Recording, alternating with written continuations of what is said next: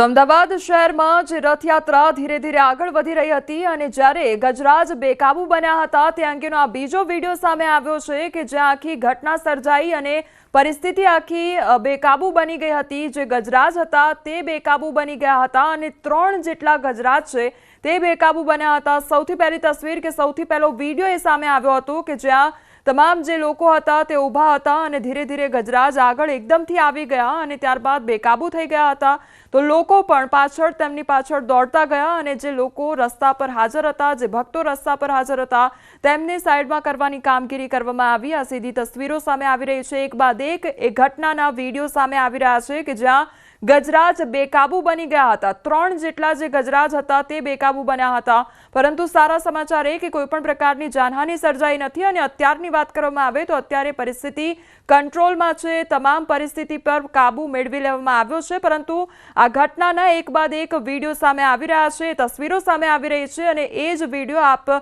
આપને અમે બતાવી રહ્યા છે કે કયા પ્રકારની ઘટના સર્જાઈ હતી, કેવી રીતે આખી અફરાતફરી સર્જાઈ ગઈ હતી, કારણ કે 3 જેટલા જે ગજરાજ હતા તે બેકાબુ બન્યા હતા અને ત્યારબાદ તંત્ર દ્વારા કામગીરી કરવામાં આવી અને આખી પરિસ્થિતિ પર કાબુ મેળવવામાં આવ્યો હતો અને હવે ધીરે ધીરે રથયાત્રા આગળ વધી રહી છે અને ત્યારબાદ સરસપુર ખાતે પણ રથયાત્રા પહોંચશે અને તમામ ત્યાં આગળ પણ તૈયારીઓ જે છે તે હાથ ધરી દેવામાં આવી છે, વિધિની શરૂઆત પણ કરી દેવામાં આવી છે। પરંતુ આ જે પરિસ્થિતિ આખી સર્જાઈ હતી કે જ્યારે ગજરાજ બેકાબુ બન્યા હતા તેનો આ વિડીયો સામે આવ્યો છે કે કયા પ્રકારે આખા જે રસ્તા પર ભક્તો જોવા મળી રહ્યા છે અને એકદમથી જ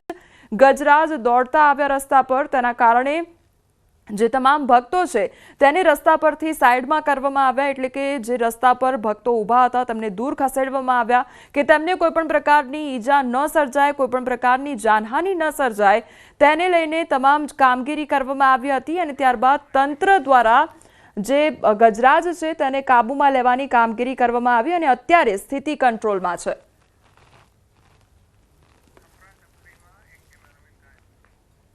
તો આજે આખી ઘટના સર્જાઈ અને વિડીયો સામે આવ્યો છે કે જ્યાં અફરાતફરી સર્જાઈ ગઈ હતી, ગજરાજ બેકાબુ બન્યા, તેમાં અફરાતફરી સર્જાઈ અને તેમાં એક કેમેરામેન જે છે તે ઘાયલ થયા છે, તેમને થોડી ઘણી ઈજા પહોંચી હોય તે પ્રકારની અત્યારે માહિતી સામે આવી રહી છે। એટલે એક જે કેમેરામેન છે તે ઈજાગ્રસ્ત થયા છે અને અત્યારે પરિસ્થિતિ કંટ્રોલમાં આવી ગઈ છે અને તમામ પરિસ્થિતિ પર કાબુ મેળવી લેવામાં આવ્યો છે। તંત્ર દ્વારા જે કામગીરી કરવામાં આવી અને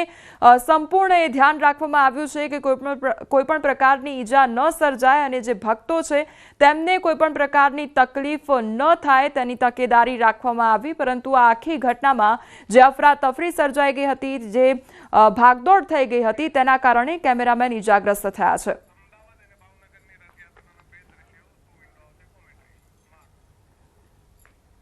તો એક તરફ અમદાવાદ શહેરની રથયાત્રાની તસવીરો સામે આવી રહી છે, બીજી તરફ ભાવનગર ખાતે પણ રથયાત્રાનું જે આયોજન કરવામાં આવ્યું છે, ભગવાનનો રથ નગરચર્યાએ નીકળ્યો છે, ત્યારે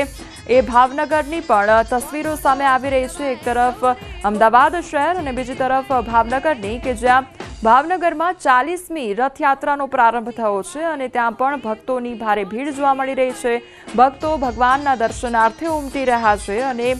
મોટી સંખ્યામાં લોકો રથયાત્રામાં જોડાયા છે। ત્યાં પણ વિવિધ જે ટ્રકો છે તે તૈયાર કરવામાં આવ્યા છે, નાના મોટા શણગારવામાં આવ્યા છે અને ત્યારબાદ રથયાત્રા કાઢવામાં આવી છે।